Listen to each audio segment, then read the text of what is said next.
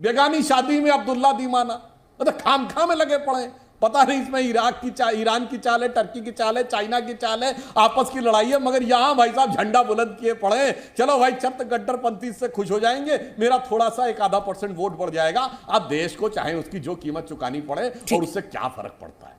ये अंतरराष्ट्रीय पार्टी है, सीधे शिकागो की खबर, नीचे की कोई बात ही नहीं आती बकर साहब। अरे मिस्र की ले लीजिए ना, वो क्यों बॉर्डर नहीं खोल रहे फिलिस्तीन के लोगों के लिए? हिंदुस्तान के मुसलमान का क्या लेना देना फिलिस्तीन से ऊपर? मुझे पता है कि आप देश की लाइन के साथ नहीं है। प्रधानमंत्री ने कहा इजराइल का समर्थन आप नहीं कर रहे सर।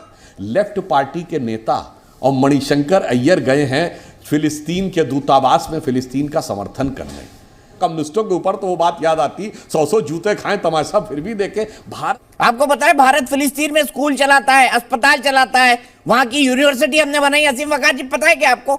मणिशंकर अय्यर तो कांग्रेस के नेता है ना, जो भारत के मुसलमानों को फिलिस्तीन तक से जोड़ने के लिए दौड़े पड़े हैं और हिंदुओं को जातियों में तोड़े पड़े। अद्भुत राजनीति है ना। जय श्री राम दोस्तों, आगे फिर एक नई डिबेट लेके आपके सामने। और आज की डिबेट है जो इजराइल और फिलिस्तीनी युद्ध चल रहा है। युद्ध इजराइल और फिलिस्तीन में हो रहा है, लेकिन उसकी धमक हिंदुस्तान के अंदर भी है। जैसे कि आपको पता ही है कि गाजा पट्टी पर शासन करने वाले उग्रवादी समूह हमास ने जल, थल और वायु मार्ग से इजराइल पर ताबड़तोड़ हमले कर दिए। बहुत से लोगों की उसमें जान भी चली गई। इससे इजराइल और फिलिस्तीनी संघर्ष के बीच सदियों से चला आ रहा यह विवाद पुनर्जीवित हो गया। इसी के ऊपर जी न्यूज की यह डिबेट है, जिसमें भाग ले रहे हैं सुधांशु त्रिवेदी, बीजेपी के प्रवक्ता, और AIMIM के आसिम वकार। और इन दोनों के बीच ये डिबेट काफी जबरदस्त हुई। किस तरीके से AIMIM के वासिम वकार फिलिस्तीनियों का साथ देते हुए उनको डिफाइन किस तरीके से कर रहे थे, और उसकी पोल पट्टी किस तरीके से सुधांशु त्रिवेदी ने खोली, देखते हैं इस वीडियो में। फिलिस्तीनियों को जुल्म किया जा रहा है। फिलिस्तीनियों पे न्यूयॉर्क के यहूदी तो स्पीच दे रहे हैं कि अमेरिका हमारे नाम के ऊपर कतलेआम मचाए हुए है।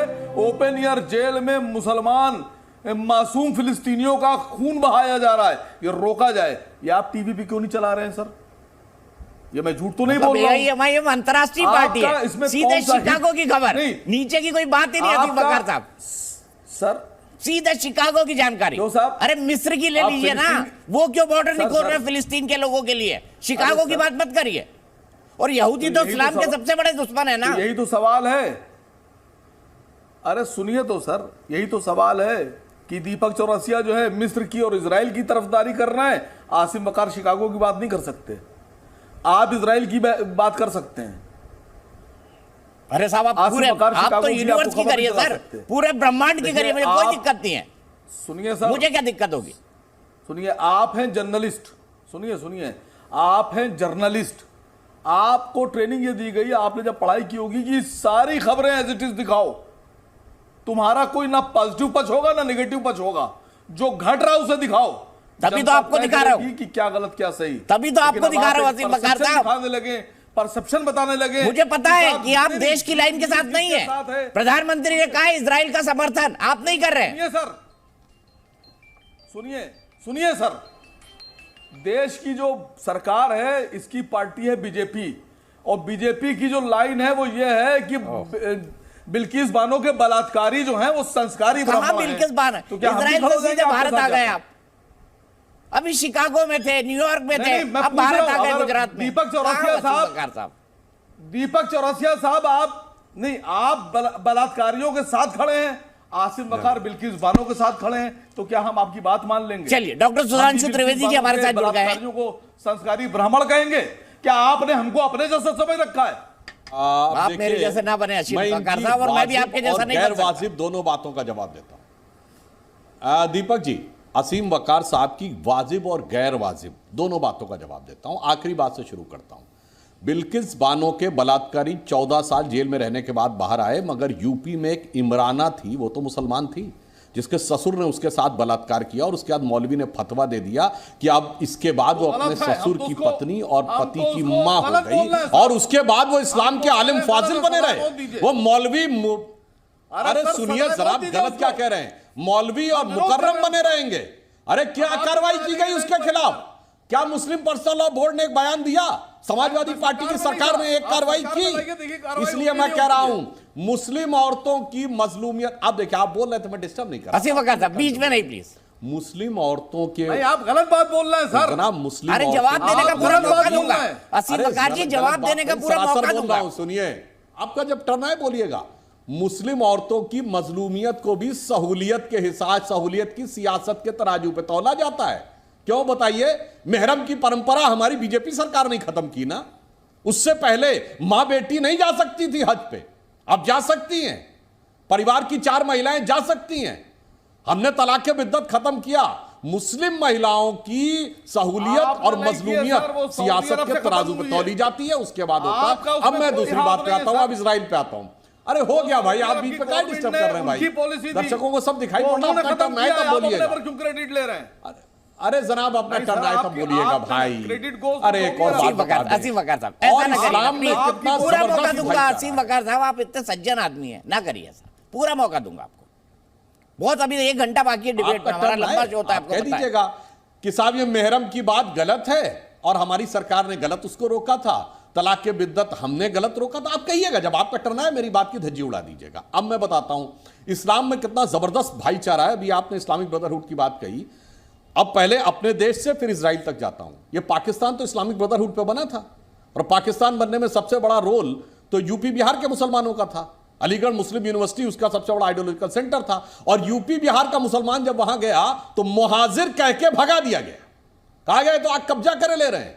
और भारत हिंदू ब्रदरहुड पे नहीं बना था, मगर पाकिस्तान से पंजाबी और सिंधी हिंदू आया, भारत में रहा, बाकायदा प्रॉस्परस किया।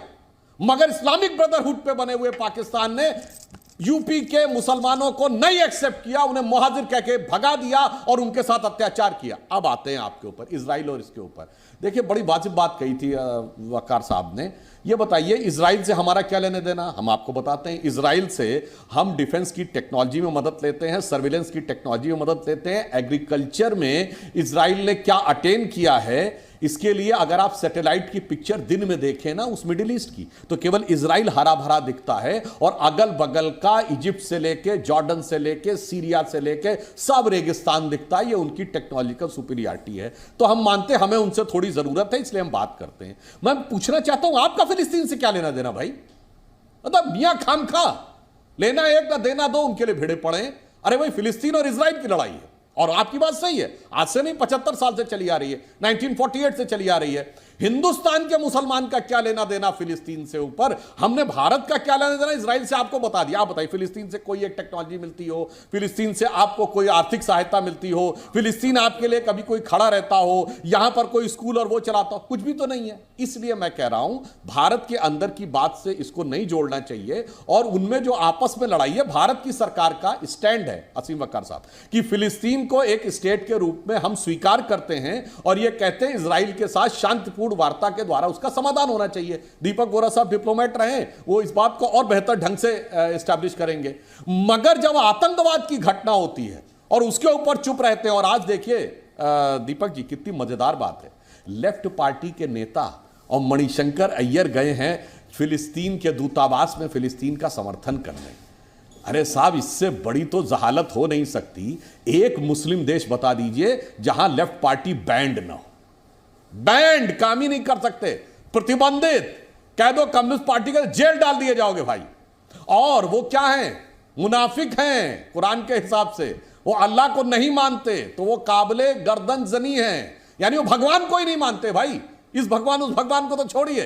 और वो जाके वहां जाके ये कह रहे हैं, तो कम्युनिस्टों के ऊपर तो वो बात याद आती, 100 जूते खाएं तमाशा फिर भी देखें। भारत की अंदरूनी राजनीति में इन चीजों का कोई लेना देना नहीं है, मगर अपनी सहूलियत के हिसाब से चंद कट्टरपंथी वोटों की सौदागरी के लिए भारत के सारे राजनीतिक दल इस विवाद में अकारण अपनी भूमिका निभाने की कोशिश कर रहे हैं। और इन्हीं तरीकों के द्वारा भारत के अंदर भारत की व्यवस्था, शांति व्यवस्था और भारत के मुसलमानों का नुकसान किया गया। अन्यथा अब मैं कह रहा हूं, असीम वकार साहब बता दें कि भारत के मुसलमानों को फिलिस्तीन से क्या मिलता है, भारत सरकार को इजराइल से क्या मिलता है, मैंने बता दिया। ठीक है, असीम वकार साहब, भारत के मुसलमान का फिलिस्तीन के लोगों से क्या नाता?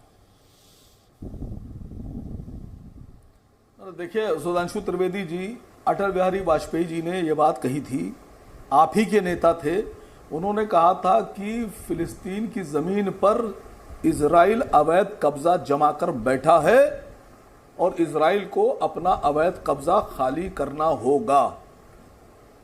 यह आप ही के नेता का बयान है, हमारा नहीं है सर। अरे सर मैं तो ये पूछ रहा यही हूँ, बात अभी आपने भारत के मुसलमानों का फिलिस्तीन के लोगों से क्या लेना देना, ये बताइए ना। खामखा हल्ला मचा रहे हैं। नहीं, मैं आपसे कह तो रहा हूं कि मैं एक चैनल पर बैठा था, वो कहने लगे जो भी बीजेपी का इसका इजराइल का इसका फिलिस्तीन का समर्थन कर रहा है उनको सबको निकाल देना चाहिए।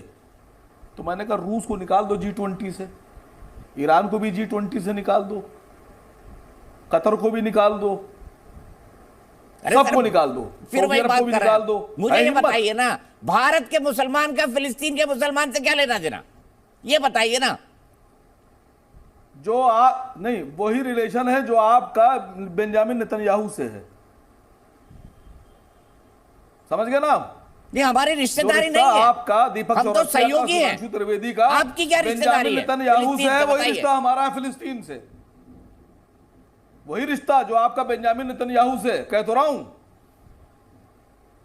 आपको पता है भारत फिलिस्तीन में स्कूल चलाता है, अस्पताल चलाता है, वहां की यूनिवर्सिटी हमने बनाई। असीम वकार जी, पता है क्या आपको? मैं गया हूं, देखा है मैंने। और आपको पता है इजराइल के अंदर भी मस्जिदों में नमाज होती है, वहां पे भी मुसलमान रहते हैं इजराइल में, ये भी पता है आपको असीम वकार साहब? अरे सर, आप तो ऐसे बता रहे हैं जैसे इजराइल जो है वो फिलिस्तीन ने इजराइल पे कब्जा कर लिया है। अरे सर, इजराइल ने फिलिस्तीन की जमीन पे कब्जा किया है। अच्छा एक वो बताइए, तो अच्छा सैयद असीम वकार साहब, आपने कुरान पढ़ी है ना असीम वकार साहब? मैं आ रहा हूँ एक ही सवाल से, आपने कुरान पढ़ी है? जो दिल चाहे पूछेगा, जवाब दे दूंगा आपको। हाँ आप बताइए ना, पहले आपने कुरान पढ़ी है? फिर आपसे मैं नहीं, फिर अब चलो नहीं पढ़ी है तो मत बताइए सर, मुझे कोई दिक्कत नहीं है। डॉक्टर सुधांशु त्रिवेदी, कह रहा हूं कि भारत की सरकार ने अभी ये बयान जारी किया है कि हम आजाद और खुद मुख्तार फिलिस्तीन की हमेशा से वकालत करते आए हैं। वही तो सुधांशु जी कह रहे हैं। और क्या कह रहे हैं वो? वही तो सुधांशु जी कह रहे हैं।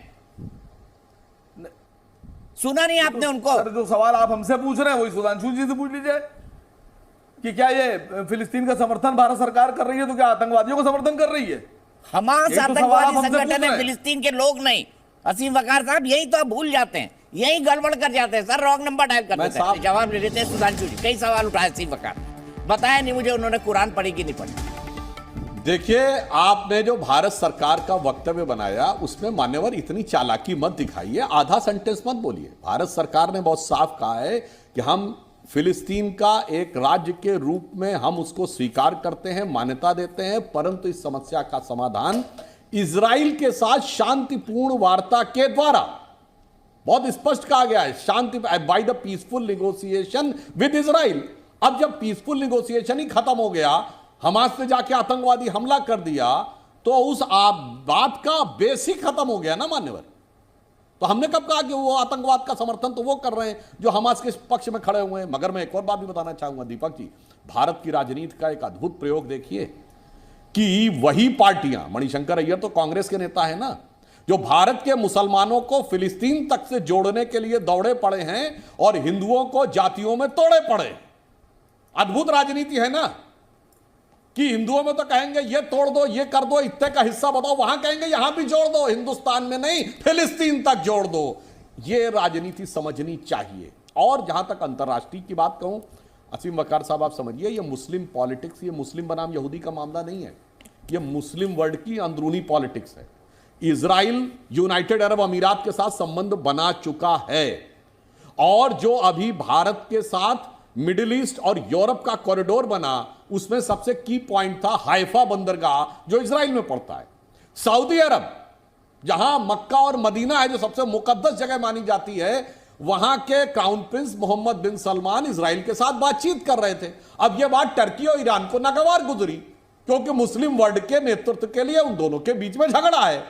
तो ईरान समर्थन करता है हमास का, ईरान ने उसको उकसाया और इसमें पीछे चीन की इन्वॉल्वमेंट हो, इससे भी इनकार नहीं कर सकते क्योंकि जो भारत का middle east Europe corridor Bharat से बना है, इससे सबसे ज्यादा झटका बेल्ट रोड इनिशिएटिव जो चाइना चला रहा था उसको लगा है। उसे लगा मिडिल ईस्ट के देश हमारे साथ आ गए, चीन के साथ नहीं गए, तो पीछे से उसने भी उकसाया हो ईरान को या टर्की का प्रयोग किया हो तो इससे इनकार नहीं हो सकते। और अदब से कहता हूं असीम वकार साहब, कहीं आप चीन की चालबाजी में तो नहीं फंस रहे?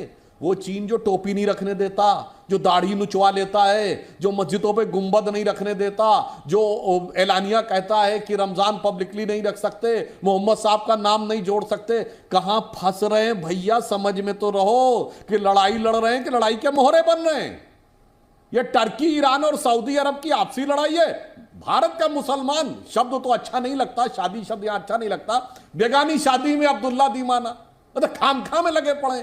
पता नहीं इसमें इराक की चाल, ईरान की चाल है, टर्की की चाल है, चाइना की चाल है, आपस की लड़ाई है, मगर यहां भाई साहब झंडा बुलंद किए पड़े। चलो भाई छत गड्ढरपंथी से खुश हो जाएंगे, मेरा थोड़ा सा 1-आधा% वोट बढ़ जाएगा। अब देश को चाहे उसकी जो कीमत चुकानी पड़े और उससे क्या फर्क पड़ता है।